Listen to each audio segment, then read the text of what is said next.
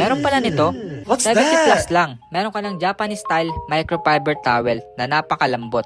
At ngayong araw nga dumating in order natin na Japanese style microfiber towel. At talagang nakakatuwa dahil nabili natin ito ng 70 plus lang. Dati itong 200 pesos at talaga ngayon ang laki ng ibinaba niya. Ayan, kita natin yung quality, malambot siya at wala siyang himbol-mol.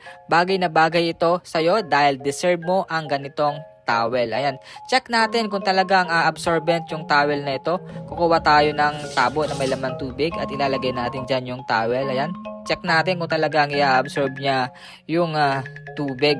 Talagang napakasulit na makabili ng ganitong towel, 70 plus lang.